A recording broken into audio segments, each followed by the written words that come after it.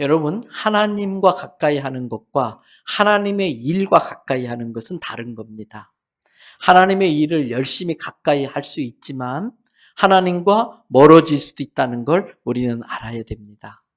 목회를 하다 보면 많은 부부들을 보게 됩니다. 그때마다 느끼는 것이 있습니다. 몸은 같이 있는데 마음은 수만 킬로 멀리 떨어져 있는 부부들도 있더라고요. 반대로 일 때문에 직장 때문에 몸은 이렇게 멀리 떨어져 있지만 마음은 하나가 되어서 단 1cm도 떨어져 있지 않은 부부들도 볼 수가 있었습니다. 우리의 신앙생활도 마찬가지입니다. 나와 하나님의 거리가 어느 정도일까? 여러분, 이 시간 나와 하나님의 거리는 어느 정도일까 한번 생각해 보세요. 내가 하나님과 얼마나 가까이 있는지 또는 얼마나 멀리 떨어져 있는지 알아야 됩니다. 다른 사람은 아무도 모릅니다. 그건 자기만이 알 수 있는 것입니다. 오늘 이 시간에도 예배를 드리기 위해서 몸은 이 자리에 와 있지만 마음은 저 멀리 지금 멀리 나가 있는 사람도 있을 수 있는 것입니다. 혹시라도 여러 가지 이유 때문에 주님과 잠시 멀리 떨어져 있는 분이 있다면 다시 주님께 살갑게 다가가서 주님과 친밀한 관계를 맺을 수 있기를 바랍니다. 왜 그래야 될까요? 하나님께 가까이 하는 것, 그게 복이기 때문에 그렇습니다. 오늘 본문인 시편 73편 28절 앞부분 말씀을 보십시오. 무엇이 복이라고 그랬습니까? 하나님께 가까이 함이 내게 복이다. 때문에 하나님과 나 사이에 그 어떤 것도 끼어들게 하면 안 됩니다. 어쩌면 복의 원리는 참 간단합니다. 주께 가까이 하면은 복을 받습니다. 주님께 멀어지면 복도 멀어집니다. 그 이유는 하나님이 복의 근원이시기 때문에 그렇습니다. 우리 하나님은 복 주시는 하나님이신 줄 믿습니다. 제가 종종 이 복에 대한 설교를 하면 아주 드물게 어떤 분들은 너무 기복신앙으로 조장하는 건 아니냐 이런 말씀하시는 분이 간혹 있어요. 그런데 여러분, 성경에 보면은 하나님의 자녀된 우리들이 복 받는 것에 대해서 얼마나 많은 말씀이 나오는지 모릅니다. 하나님은 복의 근원이십니다. 근데 그 하나님이 내 아버지시라는 거예요. 그래서 하나님의 자녀된 우리들에게는 하나님이 더 우리가 잘 되길 원하셔서 복을 주신다는 말씀입니다.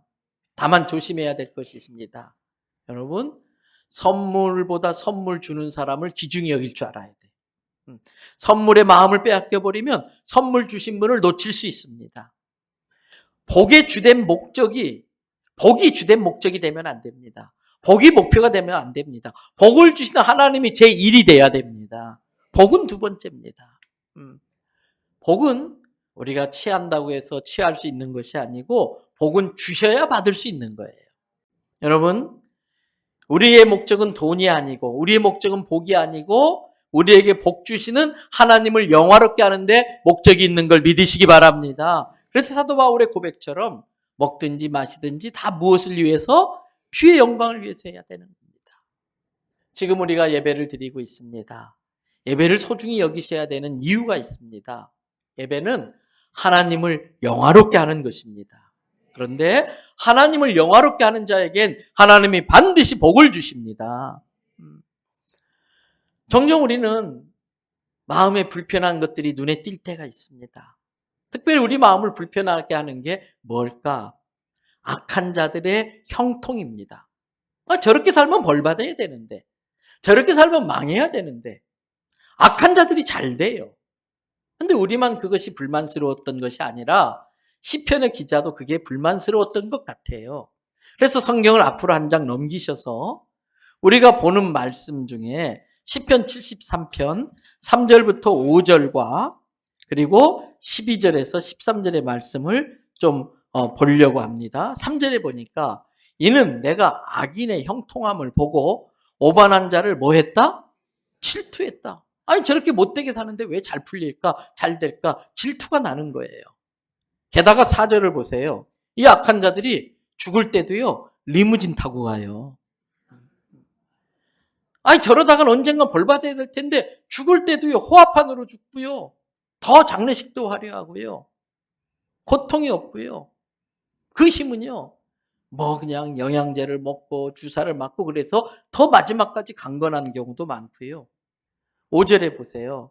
사람이 당하는 고난이 그들에게는 없어요. 쓰나미 같은 어떤 재앙이 닥치면 가장 먼저 가난한 사람이 제일 손해를 봐요. 어렵게 사는 사람이 제일 고통을 당하는 거예요. 넉넉하게 부유하게 사는 사람은 자기의 재력이나 이런 걸 가지고 그 고통을 피할 수 있는 경우도 많아요. 보통 사람들이 당하는 재앙이 그들에게 없어요. 게다가 12절 보세요. 악인들이라도 끝까지 편안하게 잘 먹고 잘 살고 또 악한 짓 하는데도 그 재물은 점점 더 많아서 부유해지고 그래서 이 시편 기자가 짜증이 난 거예요. 13절에 보세요. 내가 마음을 깨끗하게 살면 뭐해? 내 손을 씻어서 무지하게 살아봤자 그게 무슨 소용이 있어? 내가 말씀대로 살아봤자 다 소용없네. 이런 마음이 드는 거예요. 그러면서 오히려 나는 14절에 종일 그냥 막 이렇게 저렇게 힘든 일로 재난을 당하고 아침부터 징벌을 받고 그래서 지금 하나님 앞에 막 투덜거리는 거예요. 그러면서 도대체 어떻게 이런 일이 일어날 수 있을까? 그걸만 생각하면 막 약이 오르고 화가 나고 마음이 괴로운 거예요. 73편 16절 말씀 보세요. 내가 어쩌면 이를 알까 하여 생각한즉. 여러분 뭘 생각하느냐가 참 중요한데 왜 저 악한 놈들이 잘 나갈까? 그걸 자꾸 묵상하니까 그것이 내게 뭐가 되었다? 심한 고통이 되는 거예요. 심한 고통이 되는 거예요. 그런데 얼마 가지 않아서 깨달았어요. 그게 전부가 아니구나. 그것이 결론이 아니구나. 아직 끝난 것이 아니구나. 죽음조차도 아직 끝난 게 아니더라고요. 그래서 오늘 시편 73편 17절에서 19절을 보세요. 다윗이 이 시편 기자가 언제 그것이 끝이 아니라는 걸 깨달았느냐? 어디에 들어갔을 때에? 하나님의 성소에 들어가니까 아하, 지금까지 살아왔던 모든 삶에 대해서 거기에서 심판이 있구나. 하나님 앞에 성소 앞에 섰을 때에 비로소 종말이 온다는 걸 내가 깨달았다 그 말이에요. 그래서 18절에 보니까 아무리 잘 나가는 사람도 참으로 주께서 그들을 미끄러운 곳에 두사 어느 날 사업이 확 미끄러져 버려요.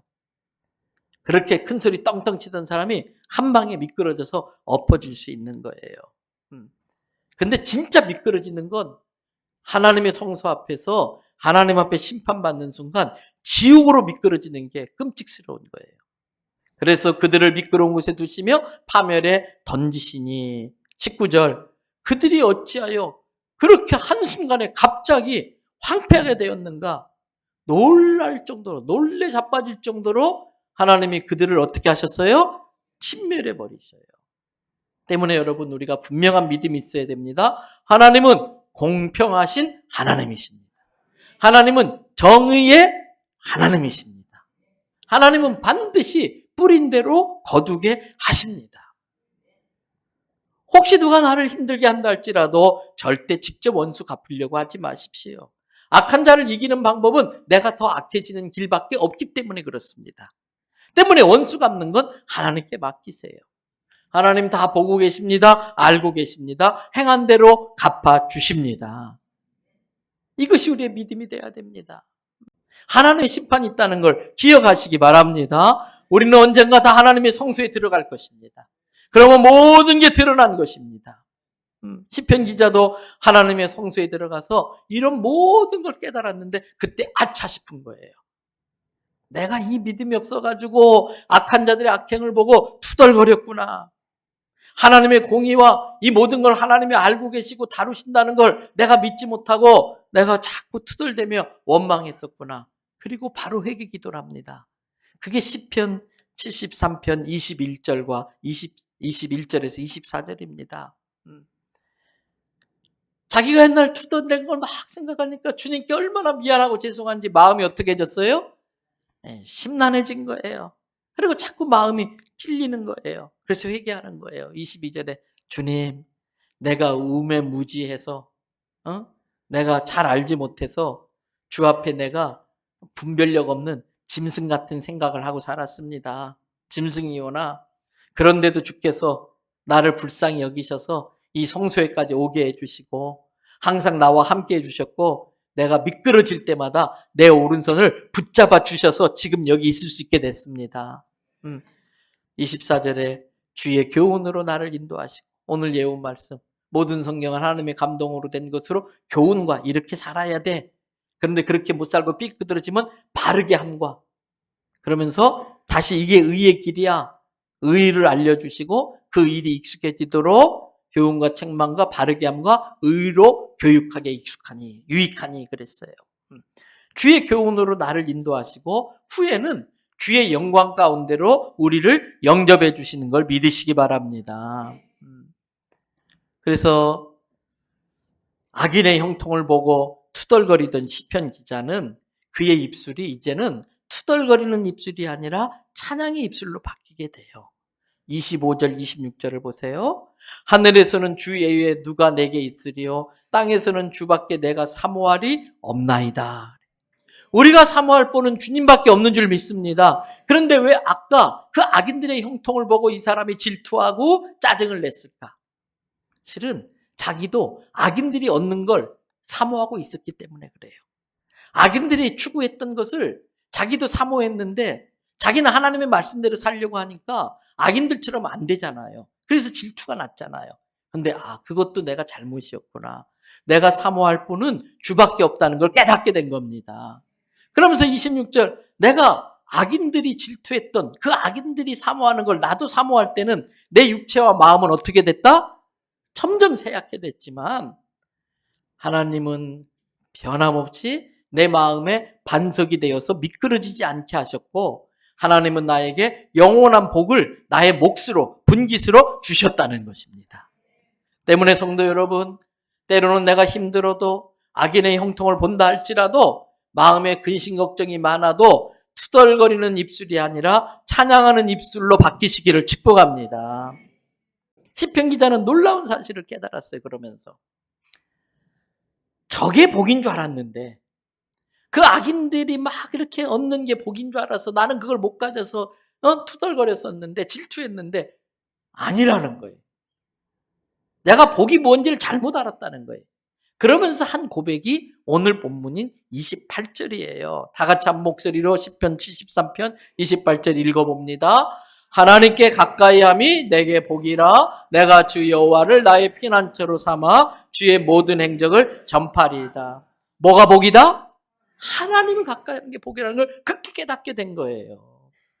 그러면서 하나님께 가까이 했더니 나의 피난처가 되어주시고 그러면서 내가 주께 받은 모든 은혜와 주님이 내 인생에 하신 행적들을 내가 이렇게 많은 사람에게 간증하며 사는 게 복받은 인생이라는 거예요.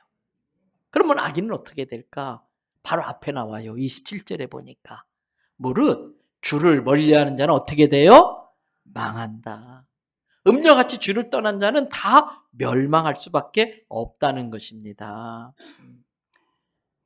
그러므로 우리는 하나님을 가까이 하는 게 복이라는 걸 알았기 때문에 하나님께 가까이 하려고 힘써야 할 줄로 믿습니다. 그러면 주를 가까이 한다는 게 뭘까? 첫째는요, 회개하고 돌이키는 게 주를 가까이 하는 거예요. 여러분, 세상에서 나에게서 가장 먼 곳이 어딜까요? 세상에 있는 것 중에 나에게서 제일 먼 곳이 어딜까요? 제 등이더라고요. 제 등. 제 등을 한번 보려면 지구를 한 바퀴 돌아야 돼요.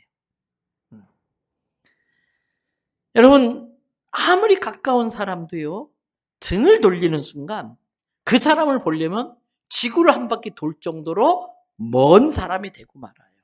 그러나 등을 딱 돌리는 순간 바로 그 사람이 내 앞에 가장 가까이에 있는 사람이 되더라는 거예요. 신앙생활도 마찬가지입니다. 세상을 향하면 하나님을 향해 등을 돌리게 됩니다. 그러면 하나님께로부터 가장 먼 것이 됩니다. 지금 우리에게 필요한 것은 세상에 빼앗겼던 마음, 세상을 향해 가던 내 마음을 돌이켜서 하나님을 향하는 것입니다. 하나님께 가까이 가는 것입니다. 그러면 하나님은 자기를 가까이 하려는 사람에게 하나님이 더 가까이 해주셔요. 우리가 하나님을 가까이 하려고 할 때 하나님은 우리보다 더 우리를 가까이 하기를 원하시는 거예요. 야고보서 4장 8절 보세요. 같이 또 읽으십시다. 하나님을 가까이 하라. 그리하면 너희를 가까이 하시리라. 죄인들아 손을 깨끗이 하라. 두 마음을 품은 자들아 마음을 성결하게 하라. 말씀 그대로 놔둬보세요. 하나님께 가까이 가려고 할 때 하나님은 더 가까이 해주시지만 하나님은 완전한 거룩하신 분이에요. 하나님의 성품은 거룩함 그 자체예요. 때문에 가까이 해주려고 해도 우리가 죄 때문에 하나님께 가까이 가지를 못하고 또 하나님도 가까이 못하는 거예요. 왜? 거룩하신 하나님이 죄인 가운데 임하시면 죽기 때문에. 그래서 먼저 손을 깨끗이 해라, 회개하라. 특별히 회개라는 건 뭔가 두 마음을 한 마음으로 바꾸는 거예요. 세상을 향한 마음과 하나님을 향한 마음이 있는데 뭐가 성결이냐? 그 세상을 향한 마음을 버리고 하나님을 사모하는 마음으로 바뀌는 것, 한 마음이 되는 것, 성결이에요. 아내와 남편도 두 마음으로 딴 사람을 생각하고 있으면 그것이 죄가 되는 것처럼 오직 배우자만 바라보는 것, 그게 성결인 것이지요. 여러분, 그러면서 누가복음 16장 13절엔 이렇게 말합니다. 하인이 두 주인을 섬길 수 없나니 이것을 미워하고 저것을 사랑하거나 저것을 미워하고 저것을 중히 여기고 이것을 경히 여길 수 있는 것이지 두 개를 동시에 섬길 수 없다. 너희는 하나님과 재물을 겸하여 섬길 수 없다. 이렇게 말씀하고 있습니다. 그래서 엘리야 선지자는 열왕기상 18장 21절에서 모든 백성들에게 이렇게 말합니다. 너희가 언제까지 하나님과 바알 사이에 머뭇머뭇하려느냐. 여호와가 만일 하나님이면 그를 따르고 바알이 만일 하나님이면 그를 따를지니라. 신앙은 결단하는 거예요. 신앙은 버림으로써 취하는 거예요. 두 개 다 취할 수 없어요. 세상을 취할 때에 하나님을 버릴 수밖에 없고 하나님을 취하기 위해서는 세상을 버릴 수밖에 없는 것입니다. 언제까지 우리가 세상에서 머뭇머뭇할 것인가? 교회와 세상에 양다리 걸치고 있으면 가랭이 찢어져 죽습니다. 때문에 여러분, 하나님을 가까이 하는 게 복이라는 게 믿어지면 하나님 쪽으로 결단하시기를 바랍니다. 예수님 확실히 믿으시기 바랍니다. 신앙생활 제대로 하시기 바랍니다. 그러면서 성경은 말합니다. 이사야서 55장 6절과 7절에 다 같이 한번 읽어볼까요? 6절부터 너희는 여호와를 만날 만한 때에 찾으라. 가까이 계실 때에 그를 봐. 때라는 건 타이밍이에요. 타이밍을 놓치면 안 된다는 거예요. 오늘 교회 처음 나오신 분들도 있는데 이것이 내 인생의 중요한 타이밍이에요. 어떤 타이밍? 여호와를 만날 만한 타이밍. 하나님이 나를 만나기 위해서 가까이 와 계시는 그때. 그런데 이 타이밍 놓치면 안 된다는 거예요. 때문에 7절 악인은 계속 가던 그 길을 불의한 자는 계속 생각하던 그 불의한 생각을 어떻게 해라? 둘 다 취할 수 없으니까. 버리고 여호와께로 돌아오라. 그리하면 그가 너희를 어떻게?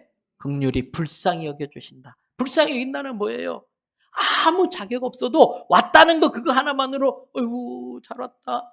그래 이제라도 왔으니까 괜찮아. 우리가 무슨 자격 갖추고 갈 수 없어요.